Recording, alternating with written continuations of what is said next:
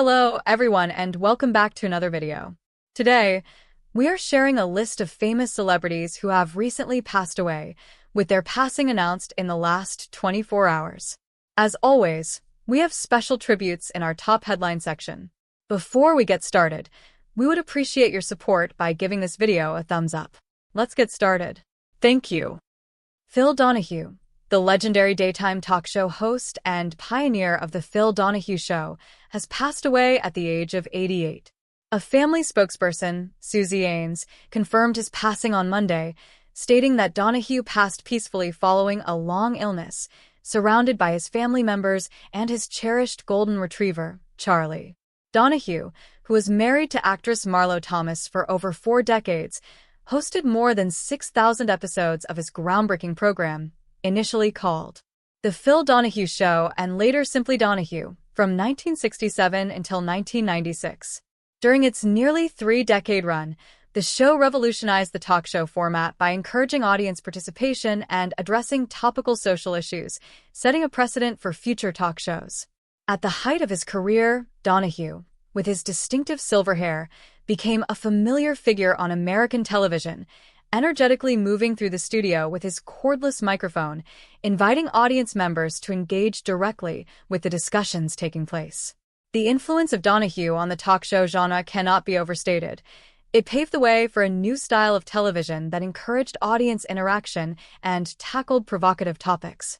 The show also opened the door for similar daytime talk shows, including The Oprah Winfrey Show, hosted by his eventual ratings rival, Oprah Winfrey. Donahue's format also inspired more sensational talk shows, such as those hosted by Jesse Raphael, Jerry Springer, and Geraldo Rivera. Oprah Winfrey has acknowledged Donahue's significant impact on the genre, stating, "He may not have invented talking to people on television. He just did it better than anyone who came before him. All of us who came after Phil Donahue owe him a tremendous debt of gratitude.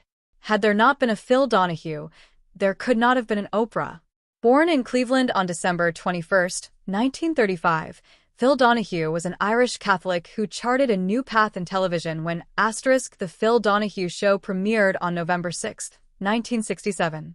A graduate of the University of Notre Dame and a former radio host, Donahue was recruited by television station WLWD in Dayton, Ohio, to adapt his call-in radio program for local TV.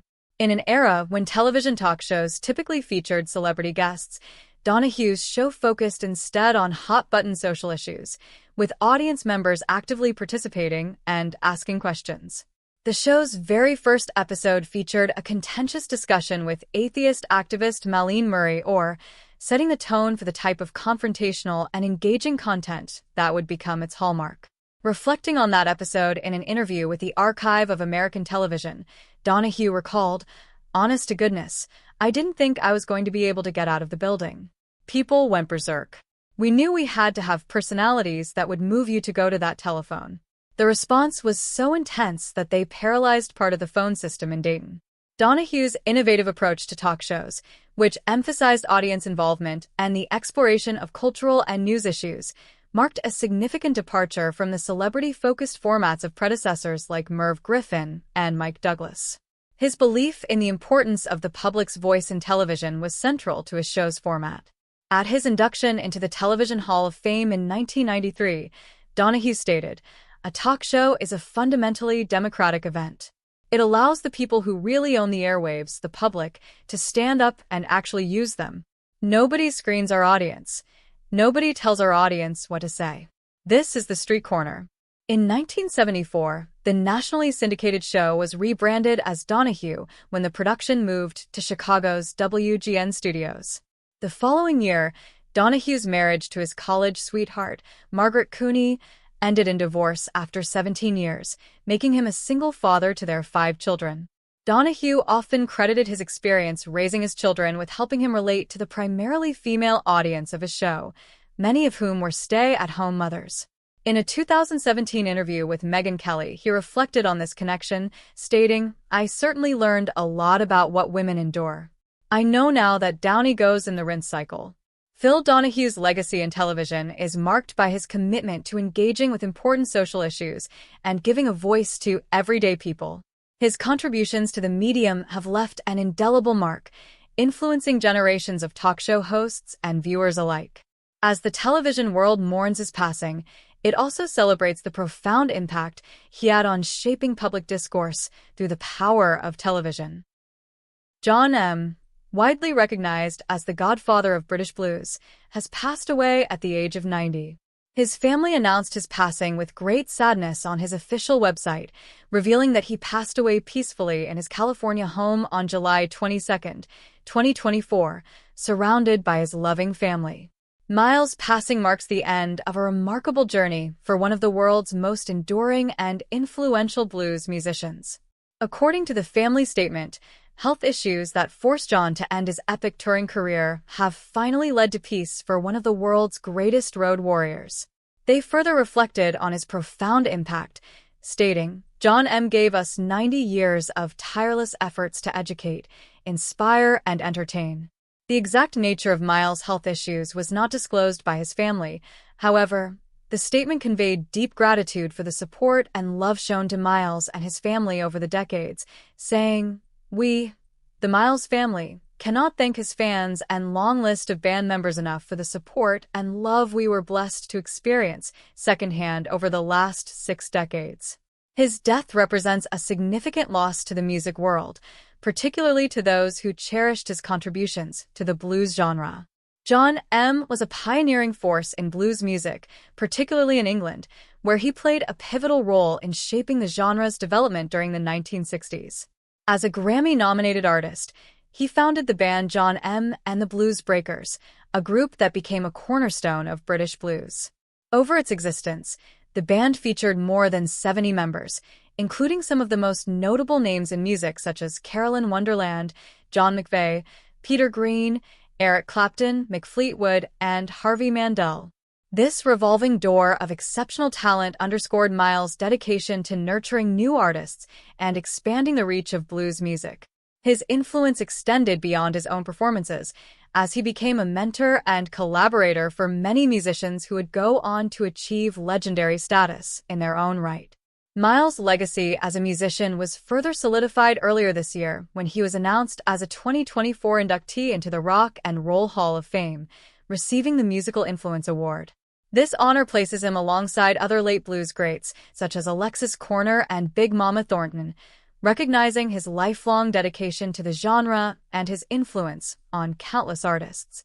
Miles' passion for blues was palpable in every note he played and every word he sang. In a 2014 interview with The Guardian, he spoke of his deep connection to the blues, describing it as a genre that embodies raw honesty with which it expresses our experiences in life, something which all comes together in this music and the words as well, something that is connected to us, common to our experiences. In addition to his deep love for the blues, Miles was also known for his love of live performance. He thrived on the energy of his audiences, a sentiment he expressed in a 2019 interview with Rock and Blues Muse, saying, "The interaction with the audience is really the most exciting thing about it, as well as the music that we create on stage. The fact that we share it with people and we get the reaction and the feel for how it all works out, that's always been a nice thing about live performance." This passion for live music and his commitment to sharing his art with the world made him a beloved figure among fans and fellow musicians alike. John M. is survived by his 6 children Gaz, Jason, Red, Ben, Zach, and Samson, as well as 7 grandchildren and 4 great-grandchildren. His passing leaves a profound void in their lives, as well as in the hearts of the countless fans and musicians he inspired throughout his long and illustrious career. As the music world mourns his passing, it also celebrates the indelible mark he left on the blues genre and the rich legacy he leaves behind. Miles' life was a testament to the power of music to connect, inspire, and endure, and his influence will be felt for generations to come.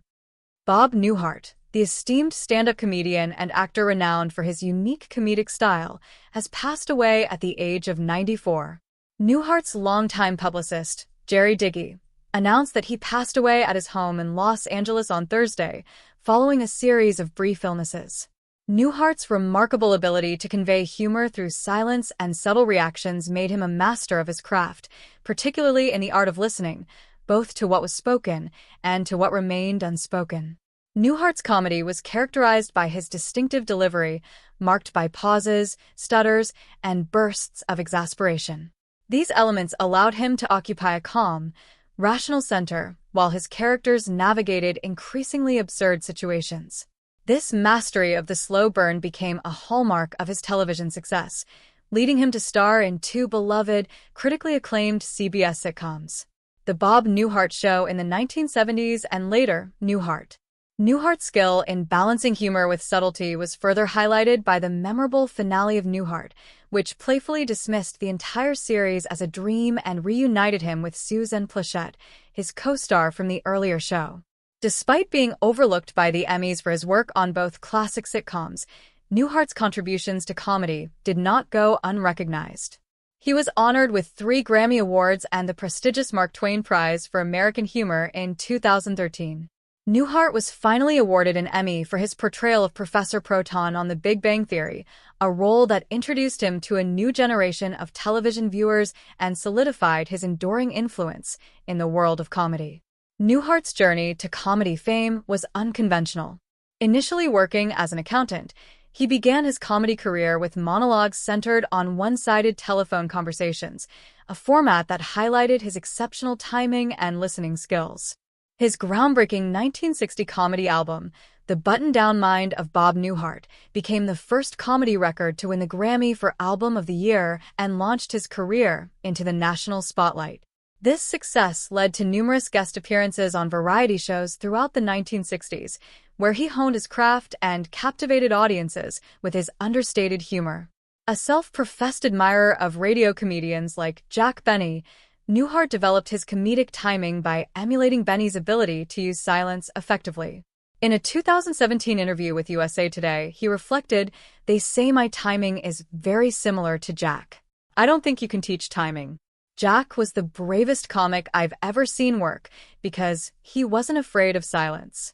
This approach became a defining feature of Newhart's comedy style, setting him apart from his contemporaries. Newhart's first major television success came with The Bob Newhart Show, which aired from 1972 to 1978. In this series, Newhart played Bob Hartley, a Chicago psychologist with a sharp and charming wife, Emily, played by Susan Pleshette. The show was notable for its smart writing, memorable supporting characters, and Newhart's ability to anchor the chaos around him with his calm, rational persona. The Bob Newhart Show was a staple of CBS's legendary 1973 Saturday night lineup, alongside iconic programs such as All in the Family, M*A*S*S*H*, Mary Tyler Moore, and The Carol Burnett Show. The show stood out not only for its wit but also for its portrayal of a warm, equal partnership between Bob and Emily, challenging the notion that marriage on television diminishes romantic tension. Following the success of his first sitcom, Newhart achieved the rare feat of starring in a second hit series, Newhart, which aired from 1982 to 1990. Initially, Newhart faced challenges in finding its footing, but Newhart's decision to shift the show's format, moving away from a live audience and adopting a more cinematic style, allowed it to develop a unique comedic voice. The show thrived with its offbeat humor and memorable supporting characters, including the beloved trio of Larry, Daryl, and Daryl. The series' innovative final episode, which was later hailed as one of the greatest television finales of all time, cemented Newhart's legacy as a television pioneer. Bob Newhart's contributions to comedy and television have left an indelible mark on the entertainment industry. His ability to blend humor with subtlety and his mastery of the art of listening set him apart as a comedic genius. As we remember his life and career, we celebrate the enduring legacy of a man who brought laughter and joy to millions, both through his timeless performances and his distinctive comedic style. Newhart's passing is a profound loss, but his influence will continue to resonate with audiences and comedians alike for generations to come.